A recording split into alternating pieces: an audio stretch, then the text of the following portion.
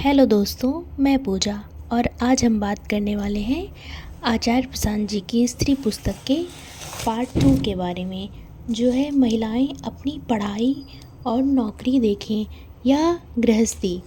प्रश्नकर्ता आचार्य जी से पूछते हैं, आचार्य जी, मैं एक गृहिणी हूँ। परिवार में पति हैं, एक बच्चा है और मम्मी पापा हैं, तो उनके कामों में पूरा दिन निकल जाता है। मैं सरकारी नौकरी के लिए तैयारी करना चाहती हूँ और उसको पाना चाहती हूँ। जब मैं पढ़ाई के लिए बैठती हूँ तो मुझे सब काम नज़र आते हैं, तो मैं पढ़ाई छोड़कर उन कामों में लग जाती हूँ। तो क्या मुझे पढ़ाई पर ही पूरा ध्यान केंद्रित करना चाहिए? आचार्य प्रशांत बोलते हैं, सबके लिए आप जो सबसे ऊंचा काम कर सकती हैं वो है आपकी पढ़ाई।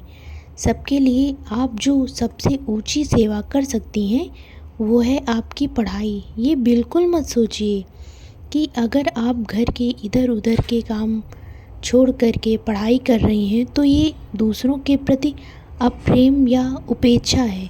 आप घर की बहुत महत्वपूर्ण सदस्य हैं। आप अगर सीमित रहेंगी, कैद रहेंगी, अज्ञान में और अंधेरे में रहेंगी, बंधन में रहेंगी, तो घर में किसका भला होने वाला है? आम तौर पर जो घरों की बुरी दशा रहती है, जो कलह कलेश संताप रहता है, उसका बहुत बड़ा कारण है कि घर के केंद्र में जो महिला बैठी है, जो स्त्री है, पत्नी है, माँ है, गृहिणी है, उसको घर में कैद कर दिया गया है। घर उसी से है और उसको घर में बिल्कुल बांध दिया गया है। जब वो घर से कभी बाहर नहीं निकलेगी, नहीं तो उसे दुनिया का कुछ पता नहीं चलेगा। दुनिया जिसे कुछ पता नहीं है वो अंधेरे में जी रहा है। वो क्या बच्चे की परवरिश करेगा, वो क्या पति के काम को समझेगा, बहुत बचकानी हरकतें करेगा। फिर वो पुरुष ने साजिश की कई वजहों से स्त्री को घर में कैद करके, और उसने सोचा कि मैं बड़ी होशियारी का काम कर रहा हूँ, मैंने औरत पर एकाधिकार कर लिया, सत्ता जमा ली, घर से बाहर ही नहीं निकलेंगी तो क्या पंख फैलाएंगी, क्या उड़ेंगी, क्या मेरी अवज्ञा करेंगी, मेरे इशारों पर चलेंगी, मेरी दासी सेविका बनकर रहेंगी घर में। पुरुष ने सोचा कि वो बड़ी होशियारी का काम कर रहा है। उस पगले को समझ ही नहीं आया कि स्त्री घर की धुरी है, घर का केंद्र है। तुमने अगर उसको बंधन में रख दिया, अशिक्षित कर दिया, तो पूरा घर बर्बाद होगा। पुरुषों का षड्यंत्र पुरुषों पर ही बहुत भारी पड़ा है।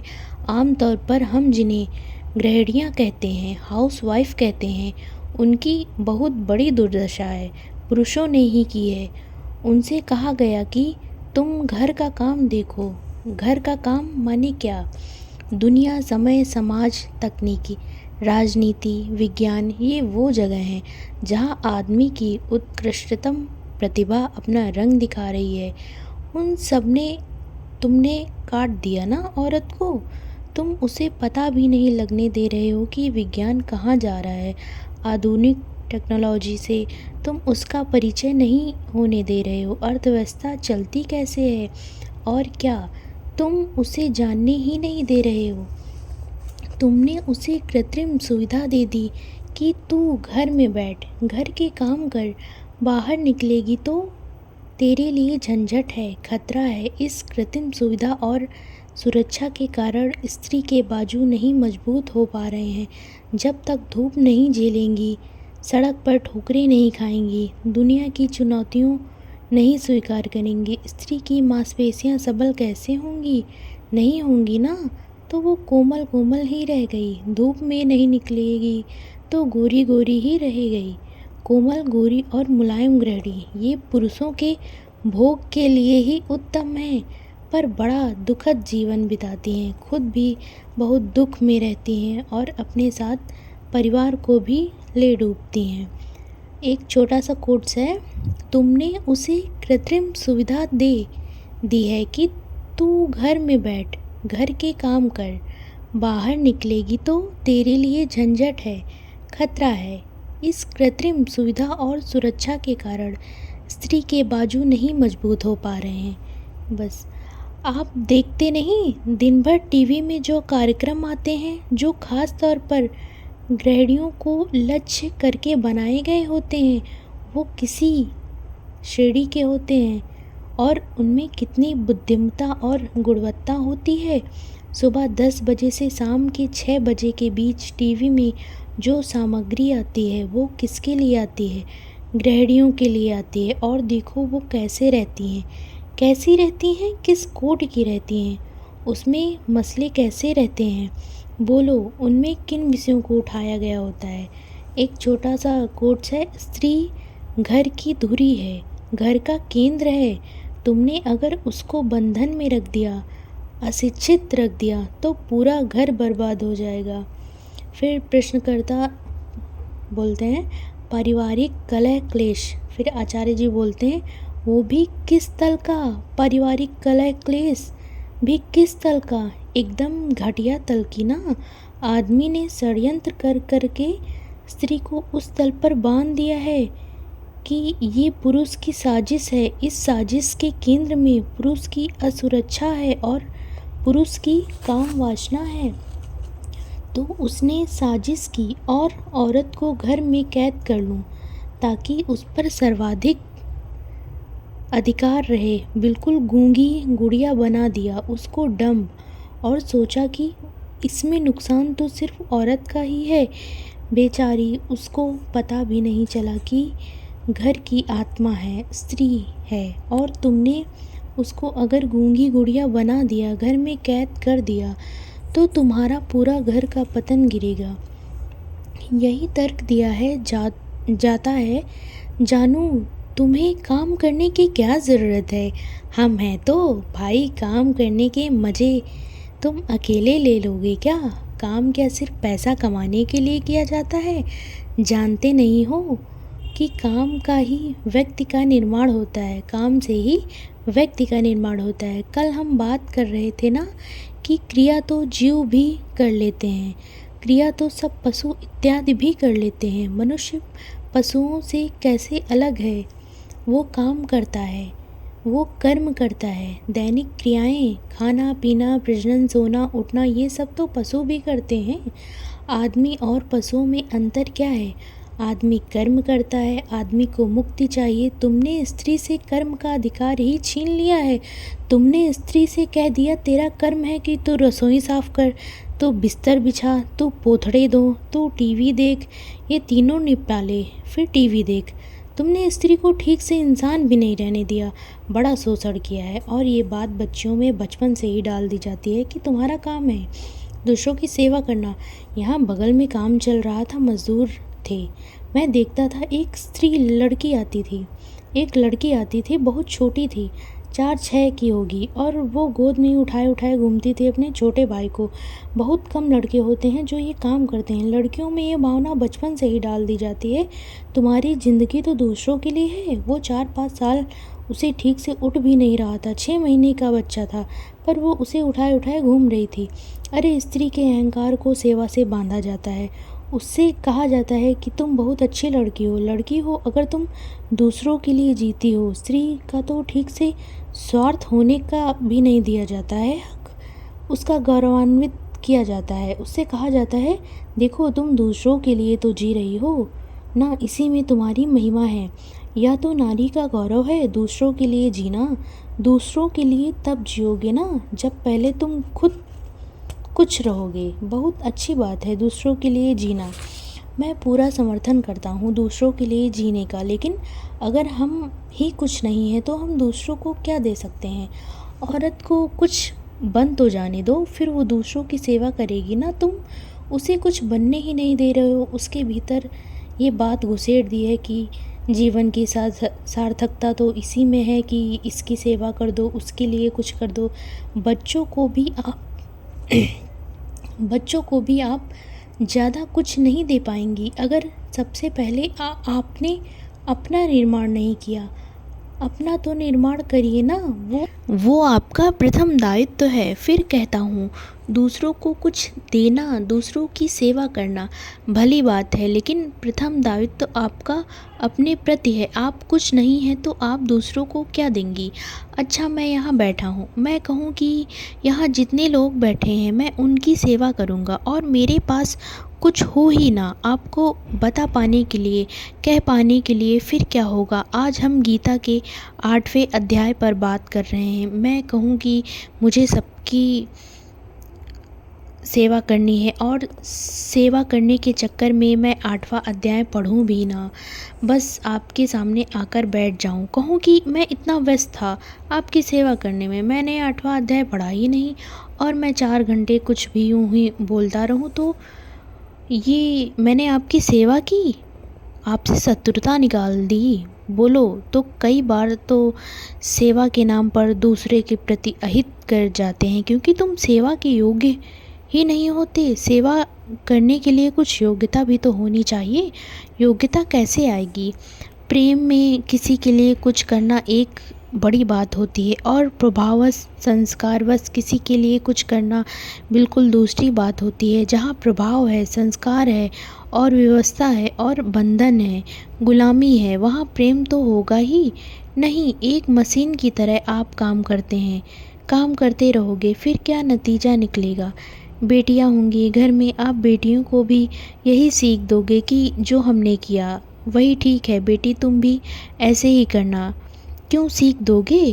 क्योंकि आपको अगर लगा ही होता कि आप जो कर रही हैं वो ठीक नहीं है तो आपने बदल दिया होता ना। आपको अगर ये लगा ही होता कि जो आप कर रहे हो वो ठीक नहीं है तो आप बदल डाला होता ना आपने। और ऐसे भी होता है कि कुछ कर डालो ज़िंदगी भर तो फिर उसको गलत मानते हुए अहंकार को भी चोट लगती है। 40 साल से हमने कुछ नहीं किया, घर में बस झाड़ू पोछा किया, वहाँ लौंग लहसुन, 40 साल से हमने यही किया। अब मान कैसे लें कि हमने पूरी ज़िंदगी गलत और गलत गंवा दी। तो फिर जो हमने किया वही हम बेटी से भी कराएंगे और फिर बहू से भी कराएंगे। एक छोटा सा कोट्स है, बच्चों को भी आप ज़्यादा कुछ नहीं दे पाएंगी अगर सबसे पहले आपने अपना निर्माण नहीं किया। बस ये बड़ा एक कुचक्र है फिर जो आगे बढ़ता है कि हम भी जीवन भर घर में ही कैद रहें। अब बहू आई है, बहू को भी काम नहीं करने देंगे, क्योंकि अगर हमने बहू को काम करने के लिए प्रेरित किया तो फिर ये साबित हो जाएगा ना कि हमारी ज़िंदगी बर्बाद हो गई। हम कहेंगे बहू देख, हमने तो कभी काम नहीं किया, हम तो फिर भी खुश हैं, हम में कोई कमी दिखती है क्या तुझे, तो जैसे हमने कुछ नहीं किया तो भी कुछ मत कर। और ये बड़ा तर्क रहता है कि ना कि हम पे कोई कमी दिखती है तो क्या तुझे। एक बड़े पूजनीय और प्रचलित गुरुजी हैं। आजकल स्त्रियां बाहर काम करें या ना करें, इस मसले पर उन्होंने कहा कि मेरी दादी ने ज़िंदगी भर कहीं बाहर निकलकर काम नहीं किया, पर वो बड़ी असाधारण स्त्री थी। इससे सिद्ध हो जाता है कि वो स्त्रियों को बाहर काम करने के लिए कोई विशेष आवश्यकता है नहीं। ये बड़ा खतरनाक, झूठा और घातक तर्क है कि बहू हमने तुझे कुछ खोट दिखती है क्या, हम तो कभी ना गए दफ्तर, वो हमारे पति काफ़ी थे कमा के लाने के लिए, हम जैसे नहीं गए। तू भी घर पर बैठ, या फिर तू भी करके हमारे मुंह पर बोल कि दादी तुम्हारी ज़िंदगी में खोट है। वो हिम्मत हम कर ही नहीं पाते हैं कि मुंह पर बोल दें कि सासू माँ आपकी ज़िंदगी में बहुत खोट है और आपकी ज़िंदगी पूरी बर्बाद है, कृपा करके हमारी ज़िंदगी में अपनी छत्र छाया न डालें। हम बोल नहीं पाते। उन्होंने तर्क ही ऐसा दिया है कि हमारी ज़िंदगी में कोई कमी है क्या, कोई कमी है क्या, कमी के अलावा और क्या है आपकी ज़िंदगी में। और सबसे बड़ी कमी ये है कि वो आपको कमियां दिखती भी नहीं है, जो हो ये कितनी बड़ी कमी होती है। छोटा सा कोट्स है, जाओ ज़रा दुनिया की चुनौतियां स्वीकार करो, अनजाने लोगों के साथ काम करो, तो पता चले कि तुमने कितना सामर्थ्य है। फिर जब सड़क पर निकलो ना तो अपनी कमियां पता चलती हैं। अक्सर जो व्यक्ति घर में ही बैठ गया वो बड़ा दम्भी, घमंडी, अहंकारी हो जाता है, क्योंकि उसे अपनी कमियों का पता भी नहीं होता। जाओ जरा दुनिया की चुनौतियों को स्वीकार करो, अनजाने लोगों के साथ काम करो, तो पता चले कि तुम में कितनी सामर्थ्य है और कहाँ कहाँ पर तुम्हारी चूक है। घर पर हो खाना बनाया, खाने वाले भी कौन है? तुम्हारे ही पति, तुम्हारे ही बच्चे। औकात किसी की बोल दे कि ये क्या बनाती हो तुम भूसा, यहाँ तो तुम्हारी कोई खोट भी नहीं निकालेगा कि निकाल पाएगा। बाहर निकलो तो पता चले ना कि क्या अब घर में हो, और 6 बजे सोकर उठो या 7 बजे सोकर उठो, अपना ही राज है। करो किसी दफ्तर में काम और वहाँ बॉस को रोज़ बताओ कि आज 1 घंटे लेट देरी से आएंगे। फिर देखो क्या होता है। जो बाहर का काम करते हैं उनके व्यक्तित्व का निर्माण होता है, उनकी खोट एक एक करके निकाली जाती है, कम होती हैं। जो घर में बैठ गया उसे अपनी खोट कमियों का पता भी नहीं लगने पाता। वो यही सोचता है कि हम ही दुनिया के बादशाह हैं, मैं ही बेगम हूँ, मैं ही रानी हूँ। अक्सर गृहिणियों को अकड़ बिल्कुल लाजवाब होती है। आएगा आएगा कुछ नहीं, दुनिया का कुछ अता पता तो है नहीं, और अकड़ बहुत भारी होती है। भाई तुम हो कौन? और वो अकड़ और ज़्यादा घातक हो जाती है जब उस अकड़ के पीछे पति का पैसा हो, क्योंकि पति ने जब कैद करके तुम्हें घर में रखा तो कुछ मुआवजा तो देगा ना, और मुआवजा मिलता है तो मोटा मुआवजा मिलता है, और ये मुआवजा अकड़ को और बढ़ा देता है। पति ने फिर भी कुछ विनम्रता होगी, क्योंकि वो बाहर काम करता है, घर में जो बैठी है वो तो अकड़े ही रहती है। फिर एक स्थिति ऐसी आती है 5-10 साल बाद बीतने के बाद कि उसको हाथ में लाकर नौकरी दे दो तो वो तब भी नहीं करेगी, क्योंकि उसे घर में बैठकर खाने की आदत लग गई है। अब तुम उसे हाथ में ला कर के दे दो नौकरी कि ये लीजिए नौकरी लगवा दी, कृपा करें बाहर निकलें, घर करें। वो कहेगी ये हमारी गोरी मुलायम खाल देखी है, अब हम बाहर निकलकर अजनबियों से पैसे लेंगे क्या? हमारे इतने बुरे दिन आ गए हैं। वो हमारे पति तो हर महीने 1 तारीख को गड्डी लाकर सीधे हमारे हाथ में रख देते हैं कि तुम ही तो वित्त मंत्री, गृह मंत्री सब कुछ हो। अब मैं बाहर जाऊंगी, फिर अपने दम पर कमाऊंगी तो कितना? मेरी पात्रता ही यही बची है कि अपने दम पर कमाऊंगी तो 5,000, 10,000, 15,000, इससे ज़्यादा कोई मुझे देगा ही नहीं। मुझे पता है भली बात भीतर की मेरी हैसियत अब इतनी ही बची है कि बाहर निकलूँगी तो 5, 10, 15 बस पति वो तो पूरी गड्डी लाकर रख देते हैं। तो ये तुम क्या कह रहे हो? जब घर में मुफ्त में बैठे बैठे इतनी मोटी गड्डी मिल जाती है तो मैं बाहर निकल कर काम क्यों करूं? 2-4 चंद छोटे नोटों के लिए, और फिर मैं बाहर निकलूं तो ये साबित नहीं हो जाएगा कि मेरी 10,000 की ही हैसियत है। अभी तो घर बैठे बैठे लाख रुपए सीधे हाथ में आते थे, क्रेडिट कार्ड ही मिल गया था। ये बुरे से बुरा है जो किसी भी व्यक्ति के साथ हो सकता है, चाहे पुरुष हो या स्त्री, कि उसको घर बैठे हाथ में क्रेडिट कार्ड दिया जाए कि कमाना तुझे है, नहीं तो घर बैठ, ये ले क्रेडिट कार्ड, कुछ करना ही नहीं, तुझे बंधी बनाई इतनी मिल जाएगी, बस तू घर के काम कर दिया कर। घर के कामों के लिए और लोग मिल जाएंगे, रोजगार के अवसर पैदा करिए। बहुत लोग हैं जो घूम रहे हैं कि मुझे घरों के काम करने को मिल जाएं, उनको कुछ 1,000 रुपये दे दीजिए, कुछ आपकी साफ़ सफाई भी कर देंगे, आपकी रसोई का काम भी कर देंगे। उस काम की हैसियत इतनी ही है कि किसी को 5-10 हज़ार रुपये दे दीजिए, वो पूरा काम कर देगा, पूरा घर भी साफ़ कर देगा, बिस्तर भी बना देगा, कपड़े भी धो देगा। जो आप कर रही हैं कि ना मैं नौकरी की तैयारी छोड़ करके, करियर को छोड़ करके घर में यही सब करती रहती हूँ, तो काम करने का अधिक से अधिक आपसे कोई 5-10 हज़ार रुपये ही लेगा महीने का। तो फिर सोचिए आप जो काम कर रही हैं उसकी फिर क्या कीमत है? क्या कीमत है? बस 5-10 हज़ार। आप 5-10 हज़ार की कीमत रखती हैं क्या जीवन में? बोलिए। फिर सब गृहिणियों में ये 5-10 हज़ार वाला काम करते हुए ज़िंदगियाँ क्यों बर्बाद कर रही हैं? तुम कुछ और ऊँचा करो ना। और बहुत लोग हैं ये जो 5-10 हज़ार वाला काम करा देंगे। मैं कह रहा हूँ कि उनको रोज़गार के मौके दो। वो बेचारे गरीब सड़कों पर घूम रहे हैं, उनको मौका दो कि वो आकर झाड़ू पोछा कर दें, कपड़ा धो दें, खाना बना दें, बर्तन धो दें। तुम थोड़ा बाहर तो निकलो। और ये बड़ा पाप हुआ जा रहा है कि तुम जो काम करते हो वो तो 5-10 हज़ार का है, उसके बदले में लेते क्या हो? पूरी मोटी गड्डी और 10 से 6 तक टीवी। ये कहीं का नहीं छोड़ रहा है। आपको ये बुद्धि को कुंठ कर देता है, ज्ञान को शून्य कर देता है। मुक्ति की कोई आकांक्षा भीतर नहीं बची रहने देता। साजिश पुरुष की भी थी निसंदेह, पर बड़ी अनहोनी घटना घटी है। इस साजिश को बहुत सारी महिलाओं ने आत्मसात कर लिया है। पुरुषों ने महिलाओं के शोषण के लिए ये व्यवस्था रची कि महिलाएं बस घोंसले में ही रहें, अंडे सेती हुई।